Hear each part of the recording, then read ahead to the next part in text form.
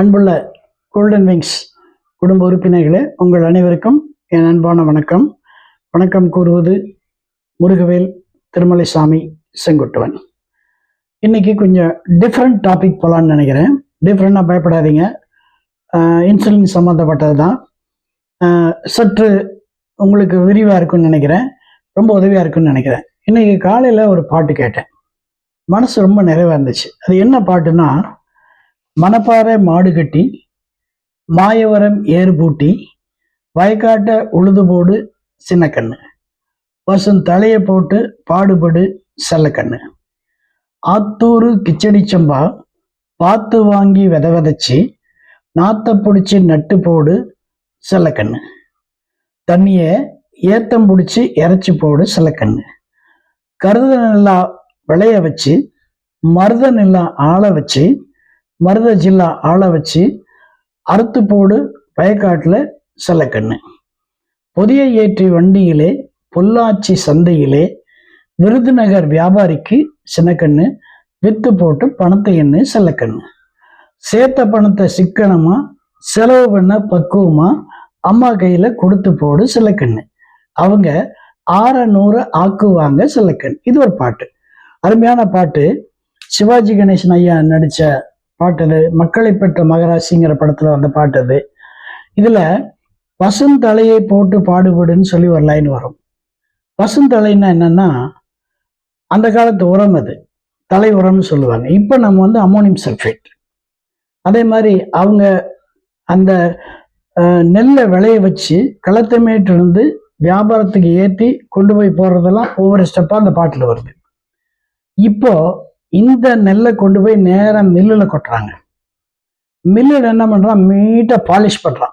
First time, second time, third time polish பண்ணி கண்ணாடி மாதிரி பண்ணி எங்களுக்கு கொடுக்குறான்.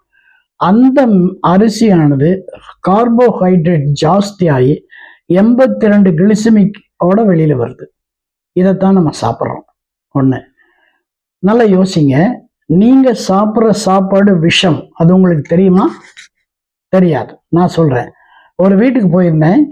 ஒரு வீட்டில் இந்த பக்கம் டேபிளில் ஒரு பையன் உட்காந்துருக்கான், அந்த பக்கம் டேபிளில் ஒரு பையன் உட்காந்துருக்கான். 2 பேரும் ஒரு சாப்பாட்டு ஐட்டத்தை இழுக்கிறாங்க. நடுவில் பூரா அவங்களுடைய கோடு கூட வருது. என்னன்னா பீஸாவாம். உங்களுக்கு தெரியுமா பீஸா எதில் செய்யறாங்கன்னு தெரியுமா உங்களுக்கு? மைதா மாவு. இந்த மைதா மாவு கெட்டு போகாமல் இருக்கிறதுக்கு என்ன போடுறாங்க தெரியுமா? பொட்டாசியம் மெட்டாபைசல்ஃபைட். இந்த கெமிக்கல் என்ன செய்யும்? வயிற்றுல புண்ணை உண்டாகும். ரைட். சாயந்தரம் 7 மணிக்கு எல்லாரும் ஃபோனை தூக்கிட்டு ஸ்விக்கியில் ஆர்டர் பண்ணுறாங்க. என்ன இருக்கு, என்ன ஆஃபர் கொடுத்துருக்கான் அப்படின்னு போட்டு ஆர்டர் பண்ணுறாங்க. உங்களுக்கு தெரியுமா அதை எங்கே ப்ரிப்பேர் பண்ணுறாங்க, எப்படி ப்ரிப்பேர் பண்ணுறாங்க, எப்படி பேக் பண்ணுறாங்கன்னு தெரியுமா? சாப்பிடும்போது நமக்கு சந்தேகம் வராமல் இருக்கிறதுக்கு நிறைய பெப்பர், அந்த மசாலா பொடியெல்லாம் போட்டு நம்மளை மறைச்சிடறாங்க. சாப்பிட்டதுக்கப்புறம் ராத்திரி 1 மணிக்கு நம்மளுக்கு வயிற்றுல ப்ராப்ளம் வரும்போது நம்ம நினைக்கிறோம் இந்த சாப்பாட்டுனால தான் ப்ராப்ளம். நாம் சாப்பிடுவது விஷம். ரைட். நான் இன்னொன்று கேட்குறேன், நீங்கள் எண்ணெய் சமையல் பண்ணுறீங்க, அந்த எண்ணெய் சுத்தமான எண்ணெயான்னு உங்களுக்கு தெரியுமா? 100%. அதில் double refined, triple refined, factory செட்டப்லாம் வரும். என்ன கடைசியில் பெட்ரோலியம் ப்ராடக்ட் இருக்க அந்த ஜெல்லி, அந்த வேக்ஸ் கூட கலக்கிறாங்க. அதை நீங்கள் ஃப்ரிட்ஜில் வச்சிங்கன்னா கீழே பூரா அந்த வேக்ஸ் நிற்கும், மேலே பூரா எண்ணெய் நிற்கும். தெரியுமா உங்களுக்கு? அதை விடுங்க. இப்போ நம்ம கீரை வாங்குறோம். கீரையில் அந்த கீரை எங்கே விளைவிக்கிறாங்க தெரியுமா உங்களுக்கு? தோட்டத்தில் விளைவிக்கிற கீரையும் அதே மாதிரி இந்த டிச்சுக்கிட்ட விளைவிக்கிற கீரையும் எல்லாத்தையும் தான் அறுத்து கொண்டு வர்றாங்க. அதை நம்ம எப்படி கிளீன் பண்ணுறோம்? ஓடுற தண்ணியில் 2 அலாசுறோம். தப்பு. அதை ஒரு பெரிய பேசினில் போட்டு கொஞ்சம் மஞ்சத்தூள், கொஞ்சம் உப்பு போட்டு நல்லா அலாசுனா அத்தனை அழுக்கு வெளியில் வரும். 4 தடவை 5 தடவை அலாசி அதை கட் பண்ணி அப்படி செய்யணும். நம்ம வீட்டில் இப்படி செய்கிறோம். ஹோட்டலில் கீரை கொடுக்குறாங்களே, அவங்க அப்படி செய்கிறாங்கன்னு நினைக்கிறீங்களா? 2 பேருக்கு 3 பேர் செய்கிறதுக்கு இவ்வளோ கஷ்டப்படுறோமே, ஒரு நாளைக்கு 1000 பேருக்கு செய்கிறவன் இவ்வளோ க்ளீனாகவும் இருப்பான்? அதை விடுங்க. ஒன்றும் இல்லை, இன்னைக்கு காலிஃப்ளவர் ரோஸ்ட் அப்படின்னு சொல்லி கொண்டு வந்து வைக்கிறாங்க. அதுக்குள்ளே என்னென்ன இருக்குன்னு உங்களுக்கு தெரியுமா? என்னென்ன காரங்கள் கலக்கிறாங்கன்னு தெரியுமா? என்னென்ன மசாலா பொருட்கள் கலக்கிறாங்கன்னு தெரியுமா? அத்தனையும் பாய்சனுங்க. அத்தனையும் நம்ம வயதுக்கு இடைஞ்சல் பண்ணுறது. சரி, அதையும் விடுங்க. இதைத்தான் நம்ம சாப்பிட்டுட்டு இருக்கோம். ரைட்டு. அப்புறம் கல்யாண வீட்டுக்கு போகிறோம்.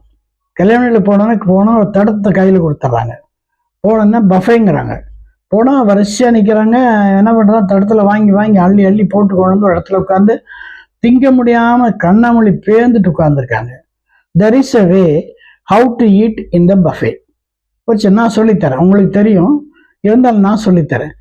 எப்படின்னு சொன்னால், ஃபஸ்ட்டு தடத்தை கையில் வாங்கிட்டு ஒன்றும் வாங்கப்படாது, அப்படியே ஒரு ரவுண்டு போகணும். என்னென்ன எங்கெங்கே இருக்குன்னு பார்த்துக்கணும். எதாவது உங்களுக்கு பிடிக்கும், உங்களுக்கு பிடிக்கும்னு பார்க்கணும். இட்லி பிடிக்குதா, தோசை பிடிக்குதா, வெஜிடபிள் பிரியாணி பிடிக்குதா, குருமா பிடிக்குதா, உருளைக்கிழங்கு என்ன இருக்குன்னு பார்த்துக்கணும். கரெக்டாக அங்கே போங்க, வாங்கும்போது அவங்கள்ட்ட சொல்லுங்கள் பாதி போடுன்னு சொல்லுங்கள். ஏன்னு கேட்டால் மீதியெல்லாம் சேர்ந்து சாப்பிடணும்.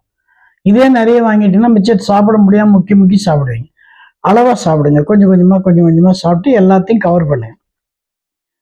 பண்ணோன்னே வீட்டுக்கு வந்தோடனே வயிறு பெருசு இருக்கும், அண்ணாந்தாடி மாதிரி இருக்கும். உங்களுக்கே தெரியும், அன்கம்ஃபர்டாக ஃபீல் பண்ணீங்க. ஒன்றும் பயப்படாதீங்க. ஒரு டம்ளர் வார்ம் வாட்டர் 150 ml எடுத்துங்க. அதில் ஒரு பிஞ்ச் பெருங்காயத்தூளை போட்டு நல்லா கலக்குங்க. அப்படியே குடிங்க. குடித்த ஒரு 2 நிமிஷத்தில் ஒரு பர்றன்னு ஏப்பம் வரும், ஒரு கேஸ் ரிலீஸ் ஆகும். அந்த வயிற்றுக்குள்ளே அது போய் அந்த ஜீரண மண்டலத்தை தூண்டு வச்சு காலையில் நல்லா உங்களை ஜீரணமாக்கி வெளியே கொண்டு வரும். Don't take Gelusil syrup, Digene syrup, Digene liquid ஒன்றுமே தேவையில்லைங்க. ஏ பிஞ்ச் ஆஃப் பெருங்காயம் இல்லை, எங்கள் வீட்டில் பெருங்காயம் இல்லை. கண்டிப்பாக எல்லா வீட்லேயும் சீரகம் இருக்கும். சீரகத்தை எடுங்க, ஒரு கழுவம் வச்சுருப்பாங்க, நல்லா நச்சுங்க, பொடி பண்ணுங்க, அதை தூக்கி உள்ளே போட்டு தண்ணியை குடிங்க. அகம்னா உள்ள, சீர்னா சரி பண்ணுறது, சீரகம்னா உள்ளே இருக்கிறத சரி பண்ணுறதுக்கு பேர் சீரகம். இன்னொன்று, சின்ன வயசில் எங்கள் வீட்டிலலாம் பாட்டி என்ன பண்ணுவாங்கன்னா, செக்கில் ஆட்டினோன்னு அந்த எண்ணெய் எடுத்தது போக அந்த மீதம் இருக்க ஒன்று, அந்த இதில் கொஞ்சம் வெள்ளத்தை போட்டு அப்படி உருட்டி எங்கள் கையில் கொடுப்பாங்க. அதை சாப்பிட்டோம்னா நாக்களுக்கு அத்தனை சுரப்பிகளும் சுரந்து அது வயிற்றுக்குள்ளே போகும்போது அவ்வளோ ஆனந்தமாக இருக்கும். அந்த செக்கிலிருந்து கிடைக்கக்கூடிய எண்ணெய் எடுத்தது போக மிச்சம் இருக்கிற அதில் வெள்ளத்தை போட்டு தருவாங்க. எனக்கு தெரியும், நானே சாப்பிட்ருக்கேன். கிராமத்தில் உளுந்தை வேக வச்சு களி மாதிரி பண்ணி அந்த களியில் குழி பண்ணி அதில் நெய்யை ஊற்றி வெள்ளத்தை போட்டு உருட்டி பாட்டி கொண்டு தருவாங்க. சாப்பிடும்போது அவ்வளோ ஆனந்தமாக இருக்கும். அது கர்ப்பப்பை பிரச்சனை உள்ள பெண்களுக்கும் டெலிவரி ஆன பெண்களுக்கும் கண்டிப்பாக தருவாங்க. அது எலும்புக்கும் உள்ள தசைகளுக்கும் வலுவை கொடுக்குதுன்னு சொல்லி நிறைய சொல்லியிருக்காங்க, நிறைய செஞ்சுருக்காங்க, எல்லா வீட்லையும் பண்ணுவாங்க. இதை விட ஹைலைட் என்னன்னா, கிராமத்தில் பாட்டிங்கெல்லாம் அம்மி வச்சுருப்பாங்க. அந்த அம்மியில் கடுகு, சீரகம், மிளகு, பட்டை, சோம்பு, கசகசா எல்லாத்தையும் போட்டு கொஞ்சம் தண்ணி தெளித்து அந்த பாட்டி இப்படி அரைக்கும். அப்புறம் தேங்காய் சில்லாக ஒட்டி அதையும் தூக்கி ஒட்டி அம்மியில் குத்தி அதையும் அரைச்சி மை மாதிரி அப்படியே அரைக்கும். எந்த மிக்சியும் அரைக்காதுங்க, நான் வேணால் சேலஞ்ச் பண்ணுறேன். எந்த மிக்சி இந்த மாதிரி அரைக்காது, இந்த மனம் வராதுங்க, கல்லில் தைக்கிற மனம் வராது.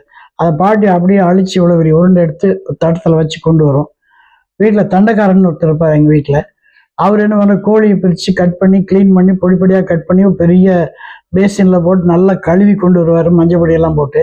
அது ஒரு பெரிய சட்டியில் போட்டு அந்த கோழியெல்லாம் போட்டு இந்த போட்டு அந்த ஏரியாவே மணக்குமுங்க. நாங்கள் சுற்றி வருவாங்க. ஒரு சின்ன பீஸ் பாட்டி எடுத்து தடுத்து வச்சு எப்படி இருக்குது பாருன்னு கேட்டால் ஆனந்தமாக சாப்பிடுவோம். அதை மத்தியானம் நல்ல சாதத்தில் போட்டு அந்த குழம்பு தூக்கி ஊட்டி உருட்டை பண்ணி சாப்பிட்ற சொர்க்கம் வேறு எங்கெங்க இருக்குது? நம்ம சாப்பிட்றோமா? இப்போ நம்ம இங்கே ஆர்டர் பண்ணுறோம், மட்டன், சிக்கன் ஆர்டர் பண்ணோம். உங்களுக்கு தெரியுமா அது எப்படிப்பட்ட சிக்கன், என்னைக்கு செத்த சிக்கன், என்னைக்கு க்ளீன் பண்ணதுன்னு தெரியுமா? உங்களுக்கு தெரியாது. கெட்டு போகாமல் இருக்கிறதுக்கு ஃப்ரீசரில் வைக்கிறாங்க. ஃப்ரீசரில் வச்சு அதை எடுத்து வார்ம் பண்ணி உங்களுக்கு கொடுக்குறாங்க. அதே மாதிரி ஃபிஷ்ஷு, அதே மாதிரி ஆடு. இது நீங்கள் வெளியில் வாங்குறது மாதிரி ஒரு ஆபத்து எதுவுமே இல்லை. அப்போ என்ன செய்யறது அப்படின்னா, வாங்காதீங்க, வெளியில் வாங்காதீங்க. அப்படி வாங்கினா நீங்கள் க்ளீன் பண்ணி நீங்கள் செய்யுங்க, வீட்டில் செஞ்சு குழந்தைகளுக்கு கொடுங்க. அந்த காலத்துலலாம் நாங்கள் வெளியில் ஹோட்டலுக்கெல்லாம் போனதே கிடையாதுங்க, எல்லாம் வீட்டில் செஞ்சு தந்துடுவாங்க. ஏன்னா பெரிய ரிச் ஃபுட்டெல்லாம் கிடையாது, குழம்பு ரசம் தான். அதே இந்த ரசத்தை பற்றி சொல்லணும், பெரிய எபிசோடே பண்ணலாம். அவ்வளோ அருமையான பானம் அது ரசம். அதுக்குள்ளே இருக்கிற இன்க்ரீடியன்ஸ் எல்லாம் நம்ம உடலுக்கு எவ்வளோ ஹெல்ப் பண்ணுதுன்னு சொல்லி அது ஒரு எபிசோடே கொடுக்குறேன் நான். அது சர்க்கரை டிஃபிஷியன்சி, இன்சுலின் டிஃபிஷியன்சி உள்ளவங்க கண்டிப்பாக சாப்பிடணும். அந்த ஜீரண உறுப்புகள் சரிவர வேலை செஞ்சால் இன்சுலின் கரெக்டாக இருக்குங்க. ஜீரண உறுப்புகள் தகராறு பண்ணுச்சுன்னா இன்சுலின் ப்ராப்ளம் பண்ணும். அதனால் நீங்கள் சாப்பிட்ற சாப்பாடு விஷம் விஷம் விஷம். இதில் கேர்ஃபுல்லாக இருங்க. வெளியில் சாப்பிடாதீங்க, வீட்டில் செஞ்சு சாப்பிடுங்க. மறுபடியும் என்னோட அன்பான நன்றி. இன்றைக்கி வந்த 2 நண்பர்களுக்கும் நல்ல அட்வைஸ் கொடுத்துருக்கேன். அவங்க இன்சுலின் குறைபாட்டோடு தான் வந்தாங்க. ஒருத்தர் வந்து காலையில் 30 யூனிட்ஸ் எடுக்கிறாரு, நைட்டு 20 யூனிட்ஸ் எடுக்கிறாரு. நான் யூனிட்ஸ் எல்லாம் எடுங்க, மருந்தெல்லாம் சாப்பிடுங்க, அதோடு இதை சாப்பிடுங்கன்னு சொல்லியிருக்கேன். 15 டேஸ் கழித்து நீங்கள் வாங்கன்னு சொல்லியிருக்கேன். ஒரு பெரிய அட்வைஸ் என்ன கொடுத்தேன்னா, நைட்டு உங்கள் டின்னர் 6:30க்கு முன்னால் முடிச்சிருங்க. காலையில் 8 மணிக்கு சாப்பிட்ற வரைக்கும் there is a break. அப்போ உங்களுக்கு ஸ்டமக் ரெஸ்ட்டில் இருக்கும். இன்சுலின் வந்து உங்களை டிஸ்டர்ப் பண்ணாது. காலையில் பார்த்தீங்கன்னா இன்சுலினுடைய அளவு நிச்சயமாக உங்களுக்கு கம்மியாக இருக்கும். இது அப்படியே பண்ணிங்க செட் ஆகிடும், இன்சுலின் லெவல் செட் ஆகிடும், மறுபடியும் ஹையர் லெவலுக்கு போகாது. இது சின்ன டிப்ஸ் தான், இது எல்லாத்துக்கும் பொருந்துன்னு சொல்ல முடியாது. You come to me, I will advice and I will guide you properly at all times. Happy welcome to you. God bless. நன்றி.